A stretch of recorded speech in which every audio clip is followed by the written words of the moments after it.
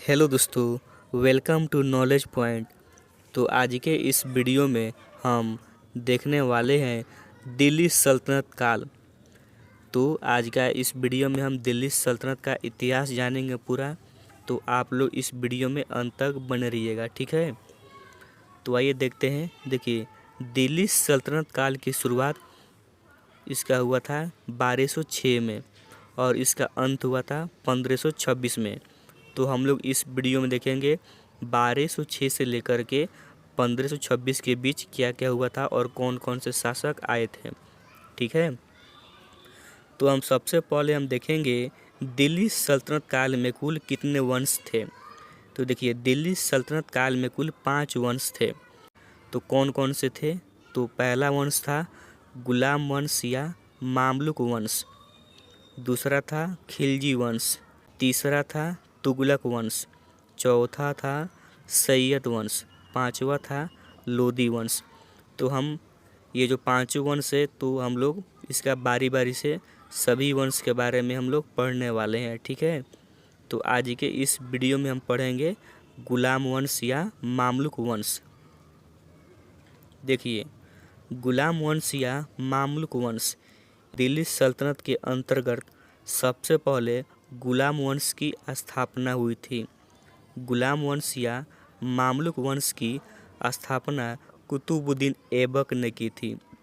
गुलाम वंश की स्थापना कुतुबुद्दीन ऐबक ने की थी।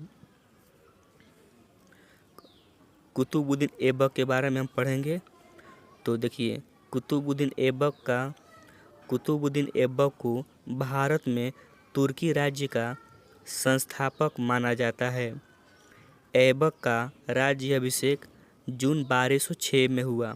उसने लाहौर को अपनी राजधानी बनाया। 1208 ईस्वी में गौरी के भतीजे गयासुद्दीन महमूद ने ऐबक को दास मुक्ति पत्र देकर उसे सुल्तान की उपाधि प्रदान की। कुतुबुद्दीन ऐबक ने न तो अपने नाम का खुतबा पढ़वाया और ना ही अपने नाम के सिक्के चलवाए। वह लाखों में दान दिया करता था, इसलिए उसे लाख बख्श के नाम से जाना जाता है या लाख बख्श कहा जाता है। किसे? तो कुतुबुद्दीन ऐबक को। कुतुबुद्दीन ऐबक के दरबार में हसन निजामी एवं फख्र ए मुदब्बिर रहते थे। ऐबक ने सूफी संत ख्वाजा कुतुबुद्दीन बख्तियार काकी के नाम पर दिल्ली में कुतुब मीनार बनवाया, जिसे इल्तुतमिश ने पूरा किया। उसने दिल्ली में कुवात उल इस्लाम और अजमेर में 2.5 दिन का झोपड़ा नामक मस्जिद का निर्माण कराया। 1210 में चौगान यानी कि पोलो खेलते हुए लाहौर में घोड़े से गिरकर कुतुबुद्दीन ऐबक की मृत्यु हो गई थी। कुतुबुद्दीन ऐबक की मृत्यु के बाद उसके सरदारों ने उसके पुत्र आराम शाह को लाहौर की गद्दी पर बैठा दिया, लेकिन इल्तुतमिश ने इसे अपदस्थ करके सिंहासन पर अधिकार कर लिया। अब हम पढ़ेंगे इल्तुतमिश। देखिए, ऐबक ने इल्तुतमिश को अनहिलवाड़ युद्ध के दौरान खरीदा था। वह ऐबक का गुलाम एवं दामाद था। इल्तुतमिश शमसी वंश का था एवं इलबारी तुर्क था। वस्तुतः इल्तुतमिश दिल्ली का वैधानिक सुल्तान था। उसने सुल्तान की पद की स्वीकृति गौर के किसी शासक से नहीं बल्कि खलीफा से प्राप्त की। उसने दिल्ली की गद्दी पर दावेदार ताजुद्दीन यल्दुज और नासिरुद्दीन कुबाचा को समाप्त किया। उसने दिल्ली को अपनी राजधानी बनवाया और अपने नाम के सिक्के चलवाए। उसने 40 गुलाम सरदारों के गुट अर्थात तुर्कान ए चिहालगानी के संगठन की स्थापना की। इल्तुतमिश की दूरदर्शिता के कारण तुर्क राज्य मंगोल आक्रमण से बचा रहा। उसने इक्ता व्यवस्था लागू की और 1206 ईस्वी में बंगाल को जीतकर उसे दिल्ली सल्तनत का इक्ता यानी कि सूबा बनाया। इल्तुतमिश ने 1206 ईस्वी में ही इल्तुतमिश ने 1206 ईस्वी में ही रणथंभौर पर विजय प्राप्त की और परमारों की राजधानी मंदसौर पर अधिकार कर लिया। उसने शुद्ध अरबी सिक्के चलाए। चांदी पर टंका और तांबे का जितल उसी ने आरंभ किया। इल्तुतमिश की सेना हसम ए कल्ब या कल्ब ए सुल्तानी कहलाती थी। इल्तुतमिश ने कुतुब मीनार के निर्माण कार्य को पूरा करवाया। उसे मकबरा निर्माण शैली का जन्मदाता कहा जाता है। उसने दिल्ली में स्वयं का मकबरा भी बनवाया। उसने बदायूं में हौज ए खास यानी कि शमसी ईदगाह का निर्माण कराया। मिन्हाज उस सिराज इल्तुतमिश का दरबारी लेखक था। इल्तुतमिश का दरबारी लेखक था मिन्हाज उस सिराज। ये सभी क्वेश्चन पूछे जाते हैं, ठीक है, हर सरकारी एग्जाम में। 1236 ईस्वी में बामियान के विरुद्ध अभियान पर इल्तुतमिश बीमार हो गया, जिसके कारण उसे दिल्ली वापस आना पड़ा, जहां अप्रैल 1236 में उसकी मृत्यु हो गई और दिल्ली में उसी के द्वारा निर्मित मकबरे में उसे दफनाया गया। तुर्क सरदारों ने सुल्तान से शासन के अधिकार छीनकर नायब या नायब ए मामलिकात को सौंप दिए। यह पद एतगिन को दिया गया। 1241 ईस्वी में जब मंगोलों ने पंजाब पर आक्रमण किया, तब तुर्की सरदारों ने बगावत कर बहराम शाह को बंदी बना लिया और 1242 ईस्वी में उसकी हत्या कर दी। अब हम पढ़ेंगे रजिया सुल्तान। देखिए, इल्तुतमिश के मृत्यु के बाद रुकनुद्दीन फिरोज शाह अपनी मां शाह तुर्कान के सहयोग से गद्दी पर बैठा। शाह तुर्कान के अत्याचारों से परेशान होकर जन समूह द्वारा उसे अपदस्थ किया गया और रजिया को सुल्तान बनाया गया। दिल्ली सल्तनत के इतिहास में रजिया एकमात्र महिला शासक बनी। वह प्रथम तुर्क महिला शासक भी थी। रजिया ने पर्दा त्याग कर पुरुषों की भांति कोट व कुलाह यानी कि टोपी पहनना शुरू कर दिया।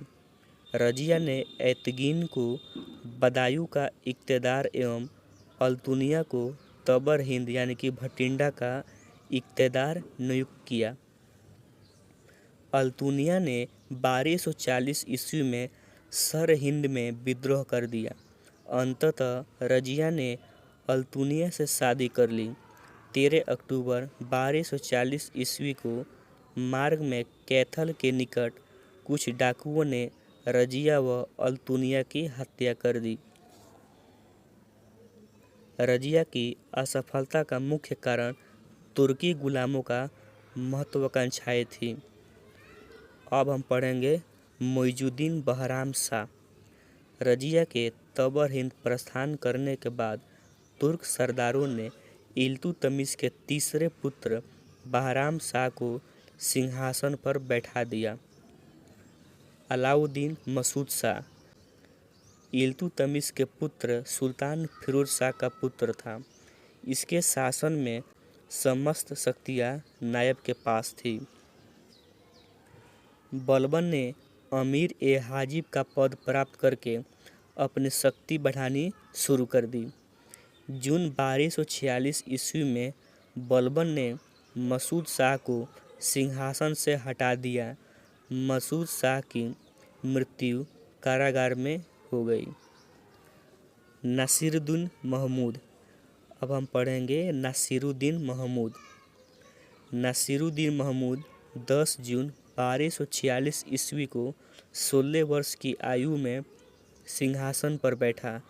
उसके सुल्तान बनने के समय राज्य शक्ति के लिए जो संघर्ष सुल्तान और उसके तुर्की सरदारों के मध्य चल रहा था वह समाप्त हो गया। नासिरुद्दीन के शासन काल में समस्त शक्तियाँ बलबन के हाथों में थी। 1249 में उसने बलबन को उल्गू खां की उपाधि प्रदान की और नायब ए मामलिकात का पद देकर कानूनी रूप से शासन के संपूर्ण अधिकार बलबन की सौंप दिए।